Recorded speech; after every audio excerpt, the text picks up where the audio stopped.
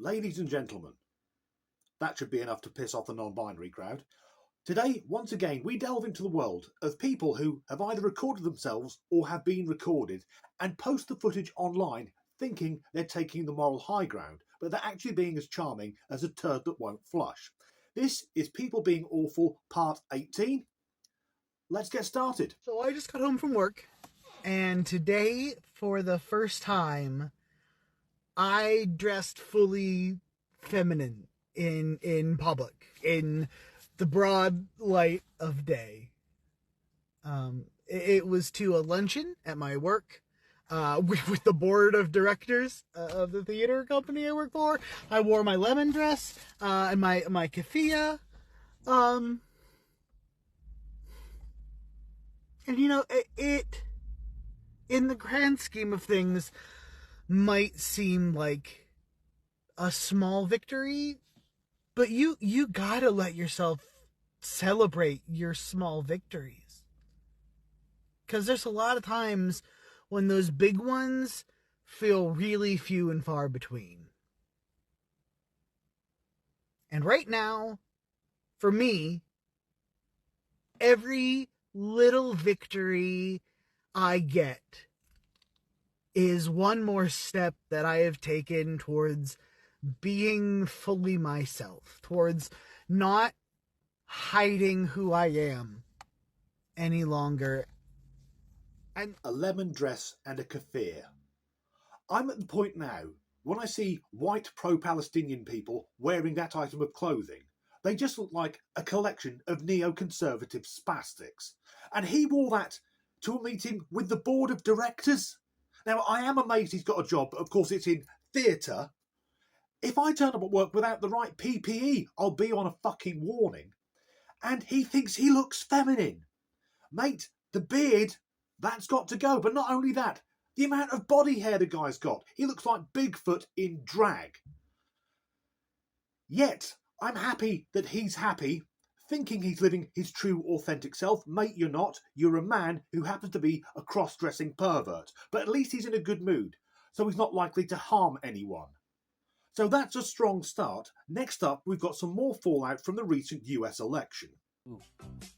This is a message to all the MAGA ladies, and I mean this in the most respectful way.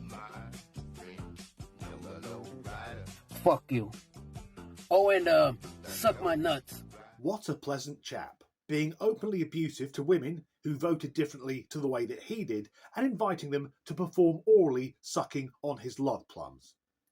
I think he's the type of incel who's about 2 weeks away from dressing like the first chap and declaring that he's now a woman. I bet the last time he was inside a vagina, he was being born. But we've seen 2 men now, so now we'll see a woman. Well, we'll see her eyes anyway.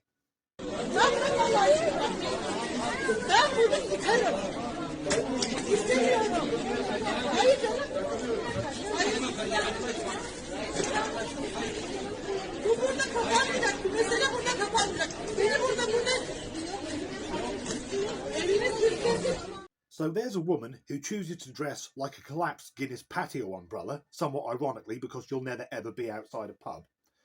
And she's complaining about the Christmas tree. And I'm with her on that because it's still November, it shouldn't be up yet. But we know the problem is that she's a member of a 7th century death cult. And those people don't agree with anything if it isn't in the one book that they've all read. Yet, when followers of the religion of peace come to Christian countries, we have to put up with all of their shit. Yet, if a Christian was to go to the land of the goat fuckers, they probably have their head cut off. We also know that followers of the religion of peace, they're not keen on gays and lesbians. People are all like, oh, trans women can't be lesbians. Oh yeah? Look at my hands. Look at my hands and tell me that I'm not a lesbian. Look, Chief, you're not a lesbian. You're a swivel-eyed cross-dressing lunatic who gets off on pretending to be a woman. You have a condition called autogynephilia.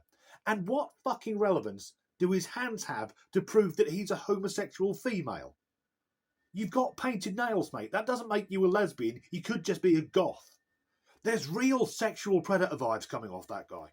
Actually, is he referring to his hands because lesbians do a lot of fingering? It's not all tongues and grinding the hairy lasagnas together, or breaking out the strap-on and stabbing the cat. Anyway, let's move on. You watch this next clip and I'll go delete my browsing history. Here at work, I'm about to drop off an order, and my diaper's getting kind of full right now, so I might need to change really soon, but it is very discreet. Check out my last video for the discreet outfits video, but my diaper is getting a little full right now. Generally speaking, I am not a violent man, but I would punch him so hard it would knock his parents out, and they would probably thank me for it. Imagine that being your offspring. Now, the baby talk thing really boils my piss, but he needs his diaper changing, so that is a grown man who's made the conscious decision to shit himself, and now he wants someone to change him and wipe his arse. I'd wipe his arse with a fucking belt sander. Why can't we just lock people like this up? Growing out my hair, and I don't need a wig anymore. Been waiting a long time for this. Still not long enough, but it's almost there. I grew out my hair. We're almost there. I don't need a wig anymore.